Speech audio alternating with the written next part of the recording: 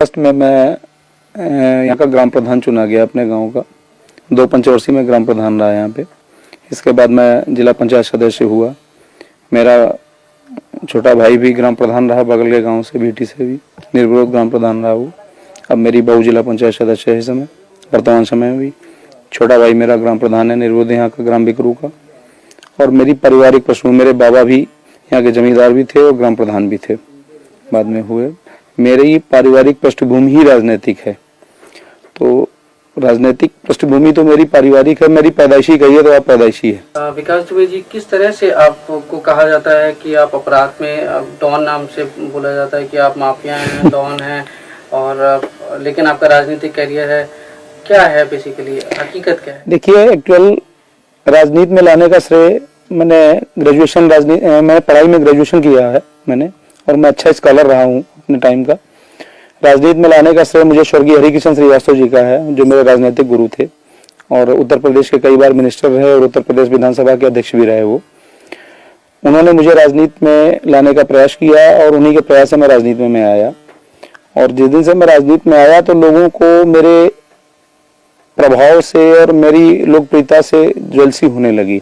आज तक कोई भी ऐसा मामला नहीं है जिसको मैंने अपने हाथ से मैंने कोई अपराध किया हो या मैंने कोई अपराध को बढ़ावा दिया हो। अपराध से मेरा कोई दूर दूर से रिश्ता नहीं है। मेरी राजनीतिक वर्चस्व की जंग है जो मेरे जिंदगी तक और मेरे मरते दम तक जारी रहेगी। लेकिन इस राजनीतिक वर्चस्व की जंग में बम, गोली और हत्या ये सब चलता नहीं, ऐसा नहीं है। हमारे यहाँ हमारी राजनीतिक जंग में कभी भी ऐसा कुछ भी नहीं हुआ कि मैंने किसी को मरवाया हो या किसी को मारा हो या किसी को मारने के लिए प्रेरित किया हो।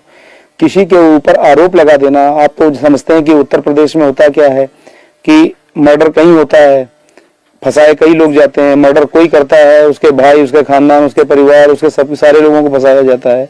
ये उत्तर प्रदेश की एक ये ट्रेंड बन गया है लोगों का राजनीति में फंसाने का, और उसी का मैं शिकार हुआ हूँ।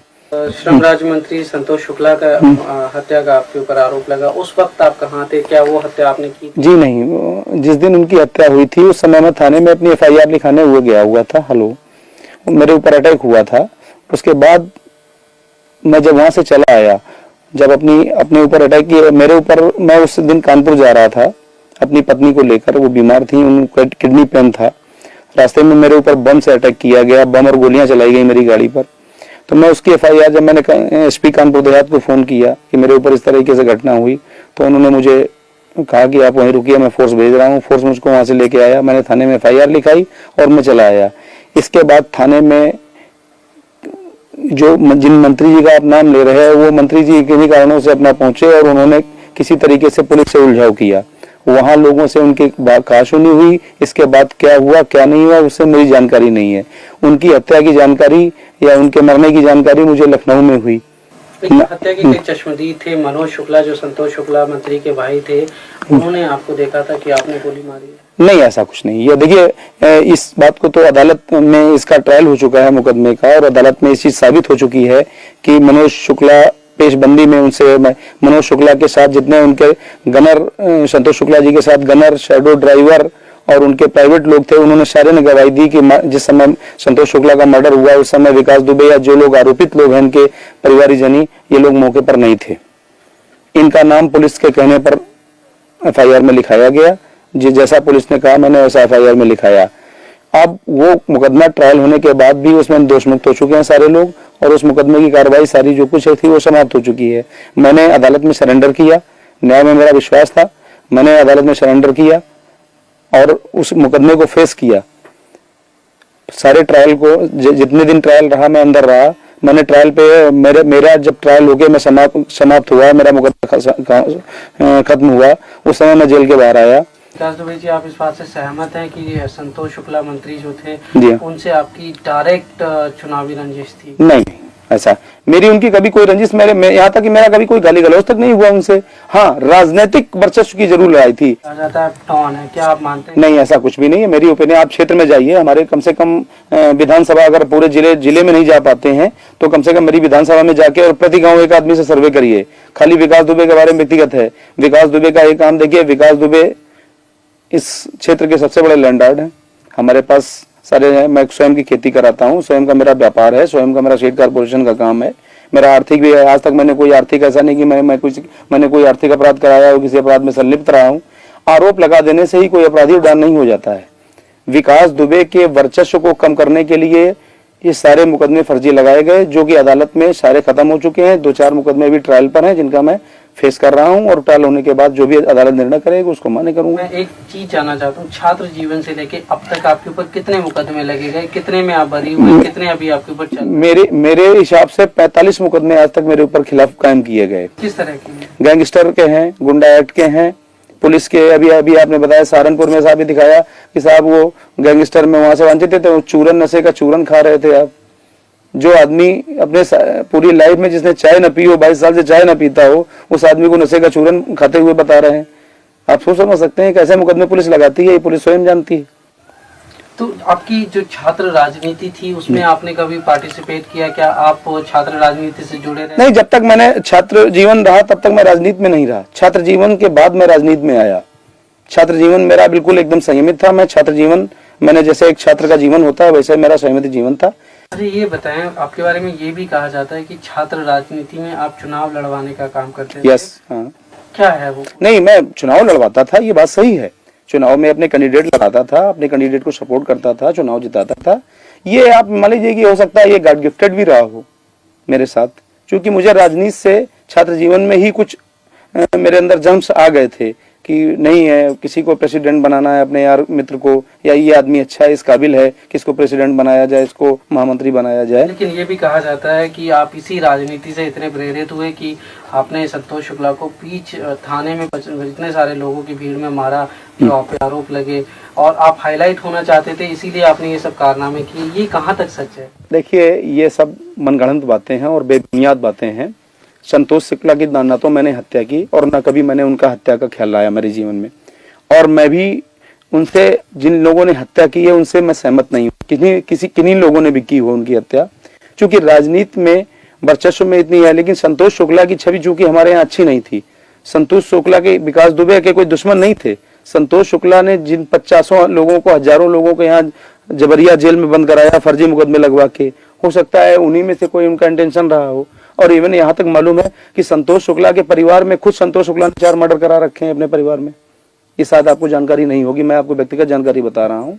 संतोष शुक्ला ने अपने 2 भाइयों और अपने चाचा का मर्डर भी करा रखा है अपने गाँव में, और इनके गाँव के लोग भी इनके विरोधी हैं। वो हमारी विधानसभा के रहने वाले नहीं थे, लेकिन इनके गाँव के, और आज भी उसमें से एक आदमी फरार है। इनकी हत्या के उद्देश्य से फरार हुआ था। रमाकांत शुक्ला जो इनके परिवार का ही है, ग्राम प्रधान था इनके गाँव का, और वो इनकी हत्या के उद्देश्य से कसम खा के ही फरार हुआ था।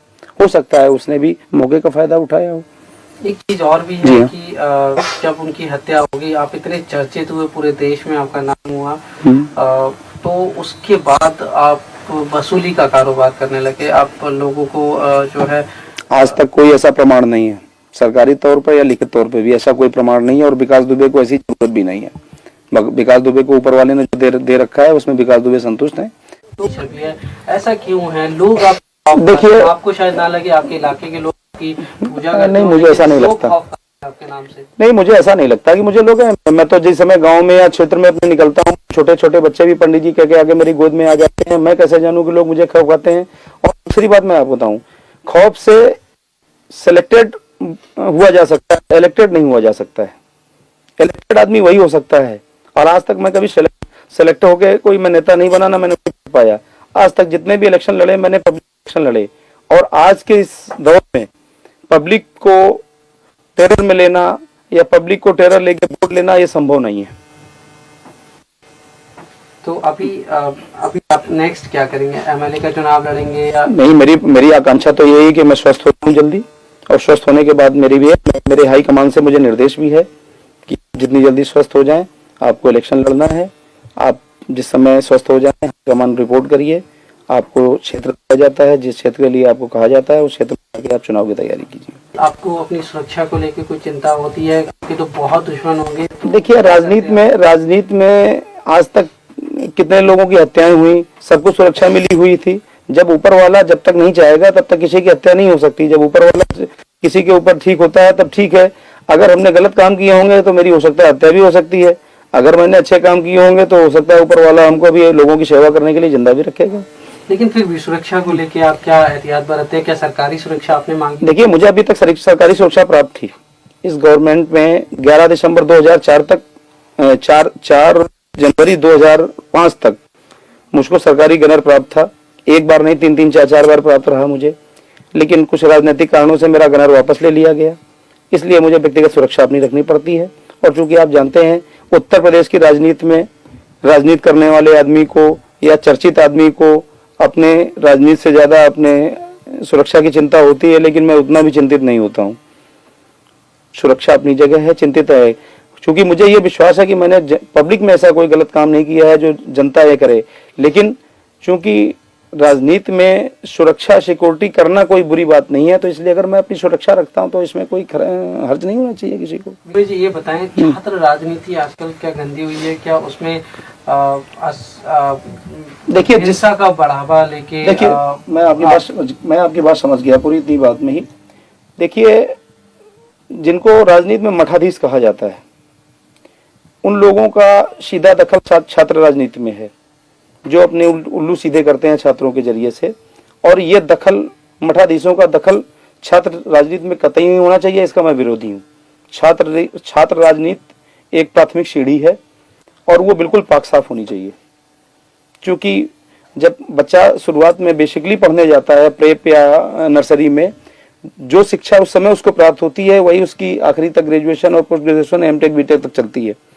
अगर किसी आदमी की नींव ही खराब कर दी जाएगी, छात्र राजनीति में अगर मठाधीशों का दखल रहेगा तो छात्र राजनीति कभी भी पाक साफ सुथरी नहीं रहेगी। लेकिन एक मठाधीश मेरे सामने बैठे हैं, उनका भी दखल रहा छात्र राजनीति में। उन्होंने भी अपने कैंडिडेट खड़े किए, उन लोगों को जिताया बाकायदा। जब तक मैं जब तक स्टूडेंट था तब तक मैं राजनीति में, छात्र राजनीति में मेरा इंटरेस्ट रहा। जिस दिन से मैंने स्टूडेंट लाइफ मेरी समाप्त हुई, उस दिन से मैंने छात्र राजनीति में कभी दखल नहीं रखा। पर राजनीति में मठाधीश बनना कोई बुरी बात तो नहीं है, लोग बनते हैं। और नहीं, मेरी समझ में बुरी बात है। कुछ और कहना चाहेंगे आप हमसे? मैं यही आपके जरिए से मैं थोड़ा सा संदेश देना चाहता हूँ लोगों को कि राजनीति में जो लोग एक दूसरे को नीचा दिखाने के लिए गलत प्रभाव का इस्तेमाल, सत्ता का और पुलिस का दुरुपयोग करते हैं, ये नहीं करना चाहिए। किसी भी अच्छे व्यक्ति को आगे बढ़ने से रोकने के लिए ये रास्ता अच्छा नहीं है। अगर किसी को इस तरह रोकना है तो उसके राजनीतिक प्रभाव को कम करिए, उसकी खामियां पब्लिक में बताइए। लेकिन किसी के ऊपर आप फर्जी मुकदमे लगा के बंद करवा दें अपने राजनीतिक प्रभाव के इस्तेमाल से, ये बात ठीक नहीं है। लेकिन पिताज दुबे जी, शुरुआत में तो शायद कभी ना कभी आपने कुछ ऐसा कुछ किया होगा जिसकी वजह से केस लगे होंगे। उसके बाद क्या पुलिस ने जबरदस्ती डाले केस? देखिए, पुलिस आज भी मेरी विरोधी नहीं है और पुलिस मुझसे कभी भी इस तरह से असहमत नहीं रही। मैं ग्राम प्रधान रहा, बराबर पुलिस दरवाजे आती है, बराबर क्षेत्र के एसओ, सीओ साहब जो भी हों, जो बुलाते हैं, मैं आज भी थाने जाता हूँ। मैं कोई पुलिस से मुंह नहीं छिपाता हूँ। लेकिन जो मेरा सवाल है वो ये है कि शुरुआत में तो जरूर आपसे कुछ गलतियां हुई होंगी, जिसका बाद में जो है लंबे अरसे में पुलिस ने उसको ध्यान में रखते हुए और केसेस थोपे होंगे, चाहे वो राजनीतिक। देखिए, पुलिस ने जो कुछ भी किया मेरे साथ, वो राजनीतिक दबाव में किया। पुलिस ने व्यक्तिगत रूप में मैंने ऐसा कोई काम किया और ना पुलिस ने। देखिए, पुलिस को सिर्फ निर्देशित करके उनको दबाव देकर उनसे गलत कराया गया। पुलिस ने जानबूझकर मेरे साथ कोई गलत काम नहीं किया। उत्तर प्रदेश और बिहार में राजनीति में, पुलिस में राजनीति का इतना ज्यादा दखल है कि आगे चल के राजनीतिज्ञों को लेकर पब्लिक जूता लेकर दौड़ेगी, राजनीति करने वालों को पसंद नहीं करेगी। किसी दिन हिंदुस्तान में 2 स्टेट ऐसे हैं आपके, ये इनमें राजनीतिज्ञों को देखना पब्लिक पसंद नहीं करेगी। राजनीति करना तो दूर रही, राजनीतिज्ञों को देखना पब्लिक